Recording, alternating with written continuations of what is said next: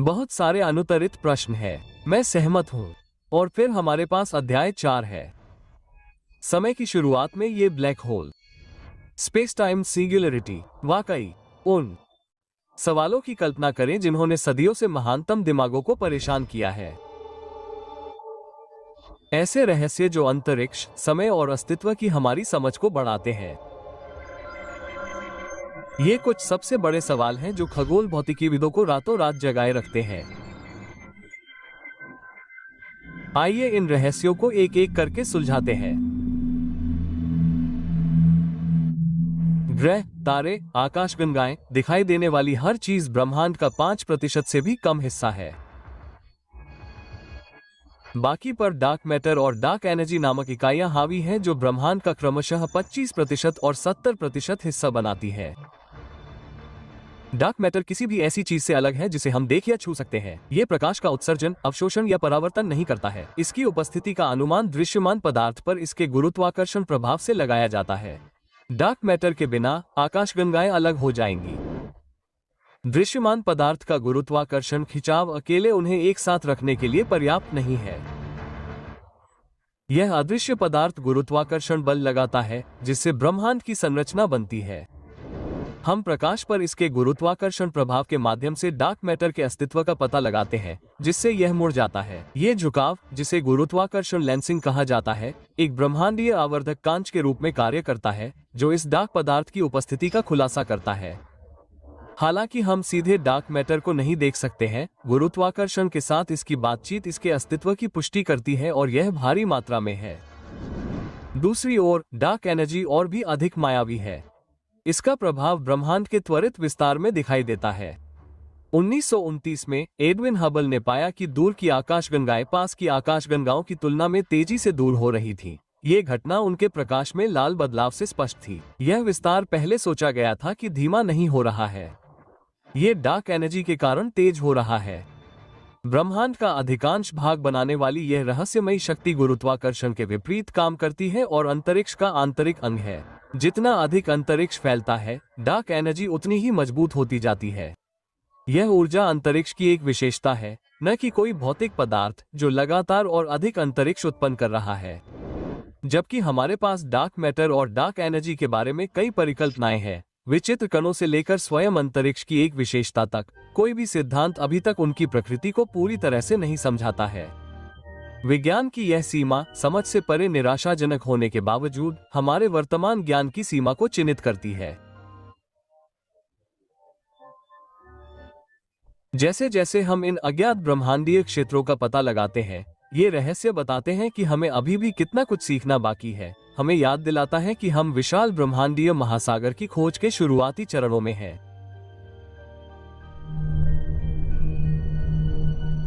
हमारे ब्रह्मांड में सबसे साधारण पदार्थ अक्सर सबसे बड़े रहस्यों की चाबियां रखते हैं। इनमें से एंटीमेटर केवल साइंस फिक्शन फिल्मों में इस्तेमाल किया जाने वाला रहस्यमय पदार्थ नहीं है। ये भौतिकी में सबसे कठिन पहेलियों में से एक का प्रतिनिधित्व करता है। कुछ भी अस्तित्व में क्यों है?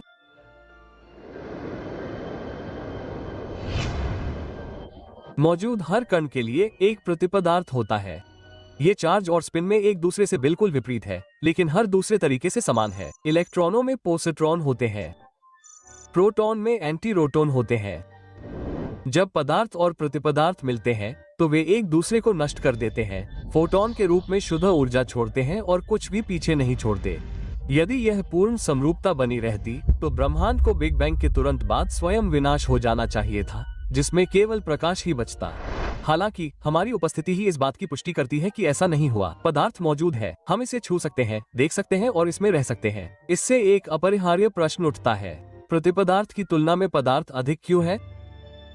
इस असंतुलन को पदार्थ प्रतिपदार्थ विषमता समस्या के रूप में जाना जाता है। ये बताता है कि ब्रह्मांड की शुरुआत के दौरान परिस्थितियां प्रतिपदार्थ की तुलना में पदार्थ के उत्पादन के लिए थोड़ी अधिक अनुकूल थी। कणों और प्रतिकणों के हर अरब जोड़ों के एक दूसरे को नष्ट करने के लिए पदार्थ का एक कण अयुग्मित रह गया, जिससे ब्रह्मांड का निर्माण हुआ जैसा कि हम जानते हैं। यह मामूली पक्षपात भौतिकी के नियमों में एक मौलिक विषमता का संकेत देता है, खासकर इस बात में कि ब्रह्मांड पदार्थ और प्रतिपदार्थ के साथ कैसा व्यवहार करता है। कण भौतिकी का मानक मॉडल, हालांकि अविश्वसनीय रूप से सफल है, इस विषमता का हिसाब नहीं देता है। सर्न में अल्फा प्रयोग और एलेना सुविधा जैसे प्रयोगों का उद्देश्य एंटीहाइड्रोजन को पकड़ना और उसके व्यवहार की तुलना हाइड्रोजन से करना है।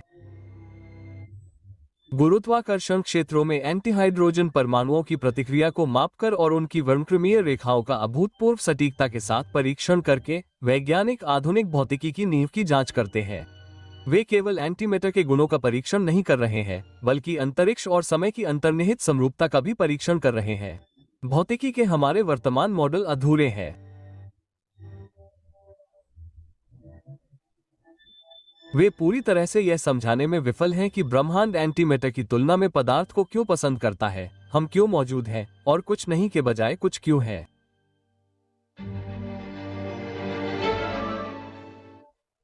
सभी दिशाओं में 46 बिलियन प्रकाश वर्ष तक फैला हुआ अवलोकन योग्य ब्रह्मांड अभी शुरुआत है।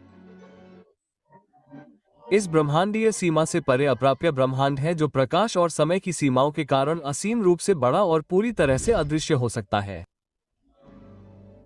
यहां से परे क्या हो सकता है? ब्रह्मांड अनंत संख्या में आकाशगंगाओं से भरा हो सकता है। यह अनंत स्थान उस हिस्से को प्रतिबिंबित कर सकता है जिसे हम देख सकते हैं, जिसमें पदार्थ एक असीम अंतरिक्ष में दोहराता है और आकाशगंगा समूहों और शून्यों का एक अनंत पैटर्न बनाता है। इसके अलावा अगर ब्रह्मांड एक उच्च आयामी गोले की तरह खुद पर वापस मुड़ता है, तो एक दिशा में काफी दूर तक यात्रा करने से आप अंततः अपने शुरुआती बिंदु पर वापस आ सकते हैं। ये बंद ब्रह्मांड एक ऐसे ब्रह्मांड का सुझाव देता है जो सीमित और सीमाहीन दोनों है। जैसे जैसे ब्रह्मांड फैलता है, डार्क एनर्जी से त्वरित होकर यह अंतरिक्ष को फैलाता है, जिससे आकाशगंगाएं प्रकाश की यात्रा से भी अधिक तेजी से दूर होती हैं। यह विस्तार न केवल ब्रह्मांड के दूर तक पहुंचने को सील कर देता है, बल्कि यह भी सुनिश्चित करता है कि वे हमेशा के लिए हमसे छिपे रहें।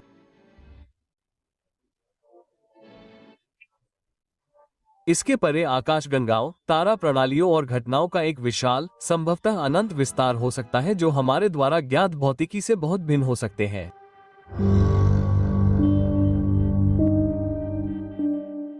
ब्लैक होल ऐसे क्षेत्र जहां गुरुत्वाकर्षण इतना तीव्र होता है कि कुछ भी बच नहीं सकता, ब्रह्मांड में सबसे आकर्षक वस्तुओं में से कुछ है।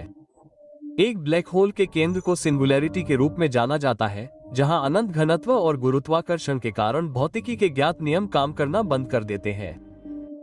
ब्लैक होल में यात्रा इवेंट होराइजन से होकर गुजरती है, जहां से वापसी नहीं होती है। इसके बाद सभी सिद्धांत काल्पनिक हो जाते हैं, लेकिन सामान्य सापेक्षता बताती है कि स्थान और समय अपनी भूमिकाएं बदल लेते हैं। इस सीमा के अंदर सभी रास्ते अनिवार्य रूप से सिंगुलैरिटी की ओर ले जाते हैं, एक ऐसा बिंदु जहां अंतरिक्ष और समय के पारंपरिक आयाम पूरी तरह से ध्वस्त हो जाते हैं। सिंगुलैरिटी पर घनत्व और गुरुत्वाकर्षण अपने चरम पर पहुंच जाते हैं, जिसे अनंत माना जाता है। कुचलने वाली शक्तियां अकल्पनीय हैं और किसी भी भौतिक पदार्थ को नष्ट कर देंगी जो उसके करीब जाने की हिम्मत करता है। यहाँ भौतिकी के समीकरण, जैसा कि हम जानते हैं, टूट जाते हैं। हम समझते हैं कि इस कोर पर स्पेसाइम की वक्रता अनंत हो जाती है और सारा द्रव्यमान एक अनंत छोटे बिंदु में कुचल जाता है। ब्लैक होल का वर्णन करना सरल लग सकता है, क्योंकि वे केवल 3 गुणों द्रव्यमान, आवेश और कोणीय गति से परिभाषित होते हैं। हालांकि ब्लैक होल सूचना विरोधाभास के रूप में जाना जाने वाला रहस्य इसलिए उत्पन्न होता है क्योंकि क्वांटम यांत्रिकी के अनुसार सूचना नष्ट नहीं हो सकती है। यह विरोधाभास सामान्य सापेक्षता और क्वांटम सिद्धांत के बीच एक मौलिक टकराव को दर्शाता है। ब्लैक होल में गिरने वाली जानकारी गायब हो जाती है, जो क्वांटम सिद्धांतों के विपरीत है।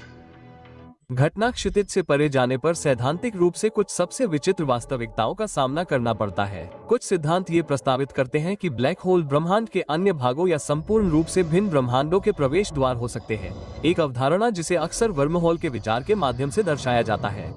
हालांकि ऐसे परिदृश्य काल्पनिक भौतिकी के दायरे में आते हैं जिनका अभी तक कोई अनुभवजन्य प्रमाण नहीं है। संक्षेप में, ब्लैक होल का केंद्र गहन सैद्धांतिक रुचि और चरम भौतिक परिस्थितियों का स्थान बना हुआ है। ये ब्रह्मांड के सबसे चरम वातावरणों में से एक का प्रतिनिधित्व करता है, जहां भौतिकी के ज्ञात नियम न केवल टूटे हैं बल्कि बिखर गए हैं।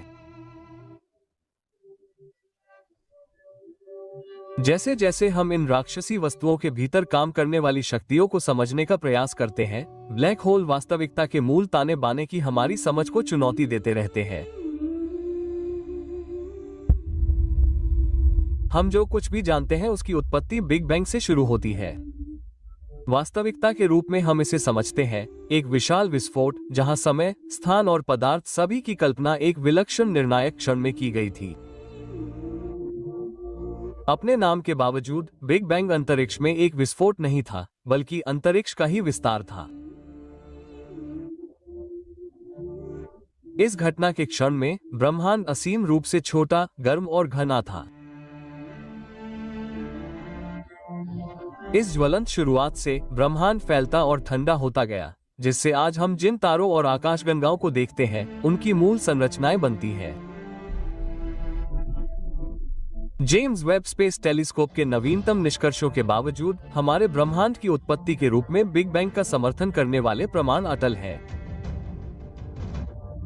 बिग बैंग यह मानता है कि ब्रह्मांड एक बिंदु या विलक्षणता के रूप में शुरू हुआ और तब से लगातार फैल रहा है।